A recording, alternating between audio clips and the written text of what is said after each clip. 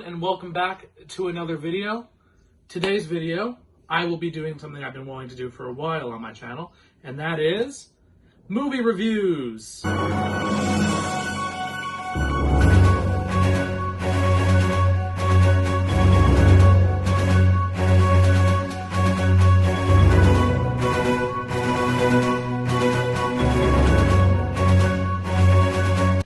As you can see by my shirt, today I will be ranking and reviewing all 23 Marvel movies in the MCU, aka the Infinity Saga. Now, the Infinity Saga started in 2008 with the very first Marvel movie that, well, it's not the very first Marvel movie that came out, but it's the very first MCU movie, that is Iron Man, and it ended with Spider-Man Far From Home. Now, let's get to the review. Kicking things off, we got the very first MCU movie being Iron Man. Genius billionaire inventor Tony Stark, testing his new weapons overseas, gets kidnapped by terrorists, creates a suit to escape, and becomes a superhero. This movie absolutely nails the beginning of the MCU. I absolutely loved it. And Robert Downey Jr. was born to play Iron Man. And look where his role has gotten him in the MCU from this movie right here. And I believe this movie didn't have a script, actually. I believe this movie did not have a script. I gotta look that up. But I'm being serious. I don't think this movie had a script. I think they just went along with it. Next up, we've got the Incredible Hulk. Bruce Banner seeks a cure from his gamma radiation that turns him into the Hulk, runs from Thunderbolt Ross, and fights Abomination in the end. Now, to me, this movie's a little underrated in the MCU. Yes, it's the second movie. Yes, Edward Norton plays Bruce Banner, aka the Hulk, later being a different actor, whose name I can't think of at this time, but we'll get to that in a little bit. But this movie, honestly, being underrated as it was, not as good as the other Hulk that we have in the MCU, it's pretty enjoyable, honestly, and a good watch.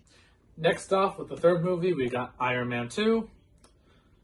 A widely known name now, being Iron Man after the events of the first movie, where he reveals his secret identity. War Machine is introduced in this movie. We also got Whiplash in this movie. Honestly, not my favorite of the Iron Man trilogy. Still pretty good, though. Oh, we also got the introduction of Black Widow in this movie, played by Scarlett Johansson. Cannot wait to see that movie, by the way, whenever it eventually comes out.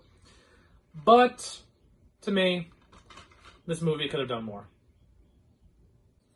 Next up, we got another origin story in the MCU. We got the fourth movie, that being Thor. Banished to Earth and must prove that he's worthy again of his powers. To me, not one of the best movies in the MCU, but it's still better than the second Thor movie, which we will get to later on in this video. Next up, we've got the one origin story I actually watched more than the other two, that being the first Iron Man and Thor, Captain America, the First Avenger. Weakling turns to super soldier, fights in World War II, fights the Red Skull, and wakes up 70 years later in the end. In my opinion, this is one of the best origin stories in the MCU. It shows just how well Captain America made his name, and it shows why Captain America is one of the best Avengers in the MCU by sacrificing himself in the end. But I've seen this movie so many times, and I love it. I absolutely love it. Now comes a movie that I put in my top 5. The very first crossover in the MCU, the Avengers. Has to fight off Loki from taking over New York and the world, and an intergalactic army by his side. We get to see the very first team-up of Iron Man, Captain America, Thor, Mark Ruffalo's Hulk, that's the actor that plays the Hulk now, Black Widow, and Hawkeye, as well as Nick Fury, come together for one of the greatest blockbuster films of all time. I believe this movie was number one, actually, for a little bit. I don't remember about that, but don't quote me on that. But I absolutely love this movie. Next up comes a movie that I like more than Iron Man 2, that being Iron Man 3. Tony Stark has PTSD after the results of the very first Avengers movie because he was about to sacrifice himself and he saw the army from space. I don't remember their names right now. I do, but I can't think of it right now. Saying that there's an intergalactic army coming to take over. And in the end, he fights off. Why can't I think of any of their names in this movie? I have to watch it again. I do know their names, though, of the villain, but I just can't think of it right now. But honestly, if I can't remember it, it's a pretty forgettable villain in my opinion. And also, the one thing I do remember out of this movie is the fake Mandalorian. I hated that. I hated that so much, but that's the only thing I hated about this movie. The ending battle with all the suits and them saving the president. I loved it. I'm not even going to say much about this movie. It's my least favorite. You'll see that later in my ranking. Thor: The Dark World. Forgettable villain, forgettable story. I don't remember much about it. That's why I'm not even going to bother. I just don't even care about this movie at all. Next up, we've got what is probably one of the best sequels in the MCU from the Captain America trilogy, Captain America: The Winter Soldier. Trying to adjust to modern life society, we get the introduction of Sam Wilson, aka the Falcon. S.H.I.E.L.D. is attacked, and Captain America must join forces with Sam Wilson, aka the Falcon, and Black Widow to stop one of the most deadliest weapons ever created, and that being his best friend Bucky Barnes, aka the Winter Soldier. This movie I absolutely love. Great fight scene and a great introduction to the Winter Soldier in the MCU. Next up, we've got one of the greatest origin stories ever in the MCU, that being Guardians of the Galaxy. Chris Pratt, Star-Lord, starts off as a young child. You see his mother die right before his eyes. Probably the saddest start ever in the MCU. You just see the mother reach out to his hand. He's so sad to see his mother die. But it's the start to one of the greatest heroes ever in the MCU, Star-Lord. You see them team up in prison. He teams up with Rocket Raccoon, Groot, Drax, and Gamora. Gamora being the daughter of Thanos, by the way, to stop Ronan the Accuser. And this movie's absolutely... The visuals in this movie is absolutely amazing. The story is amazing. And it's one of the best origin stories ever. Yet another team-up in the MCU, that being Avengers Age of Ultron.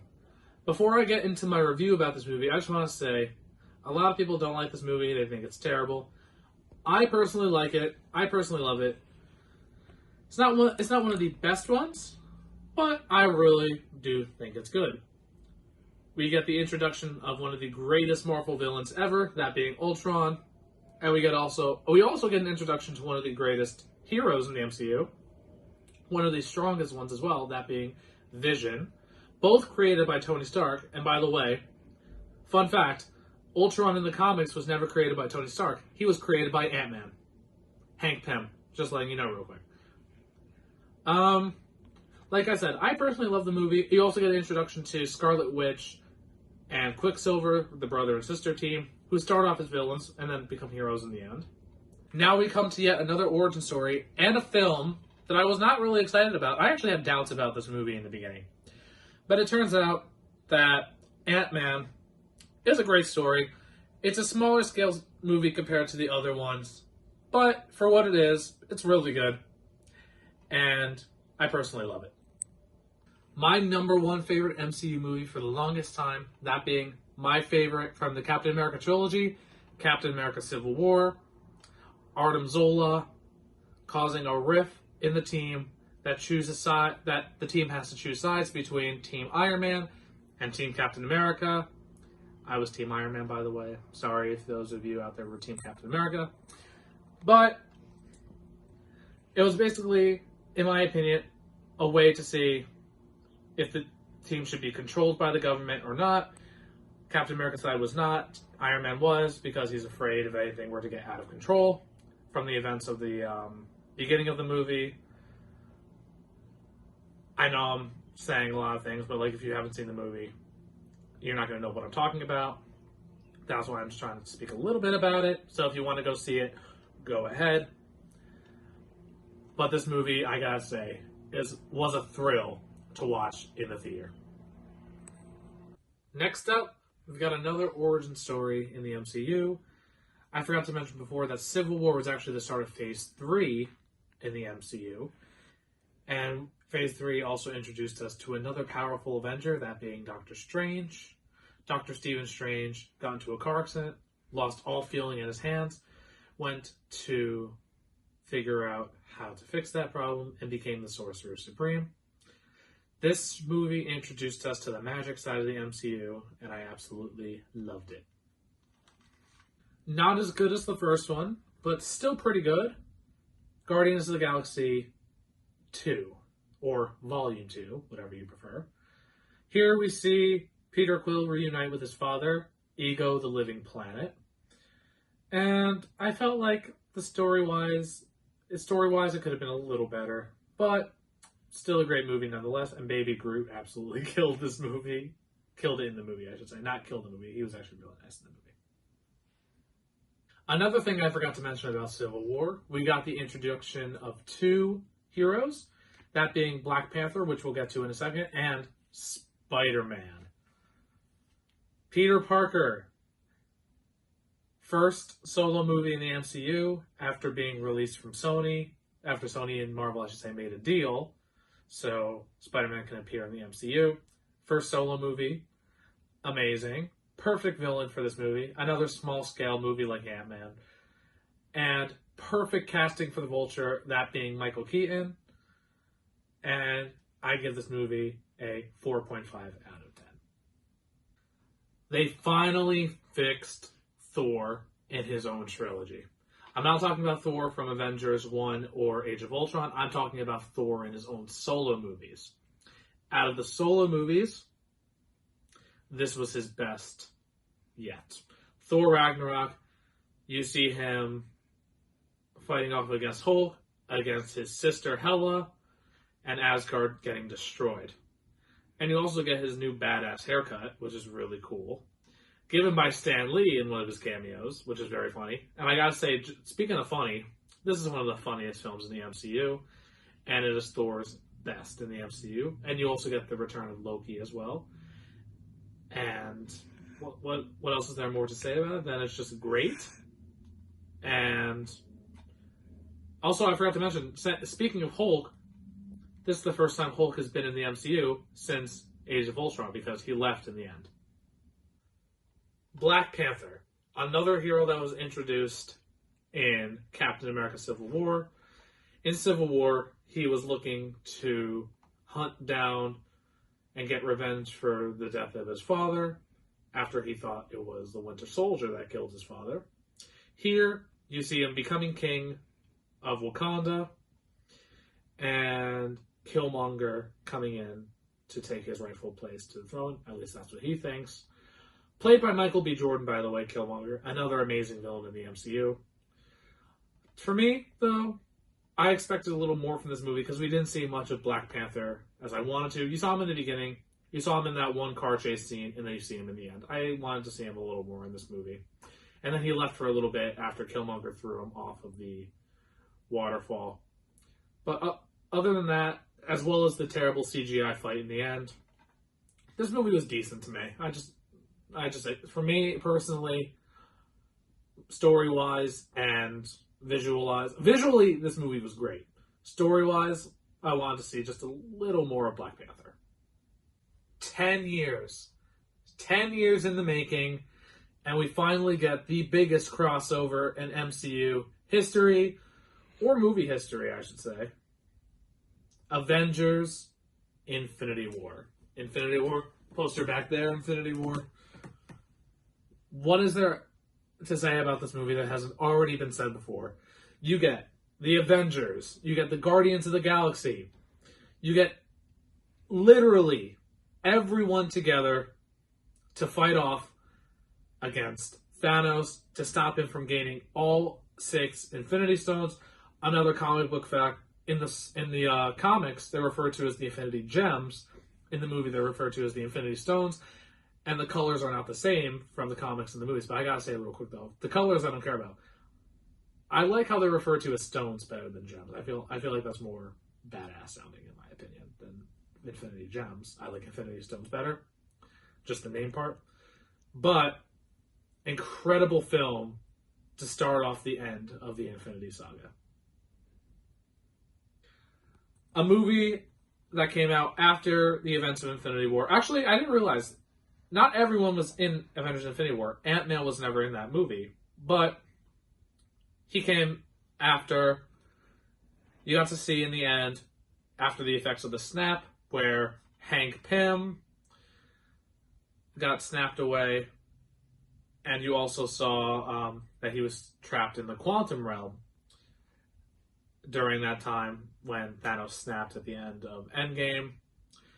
This is also another smaller scale movie. I preferred the first one over this one. And the villain Ghost wasn't that much of a villain, and I wanted to see her more as a villain. I didn't even realize who the actual villain was in this movie. But to me, the story was a little bit jumbled, and I just prefer the first one over the second one. But it's still good for what it was, this one, in my opinion. I just wanted to see more of it. What is there to say about Captain Marvel? When Kevin Feige was making the announcement at Comic-Con about Phase 3 of the MCU, this name appeared in the few movies that were set to be made in Phase 3. And he also said that a few names have also donned the name Captain Marvel, and this one was going to be the most famous one, that being Carol Danvers.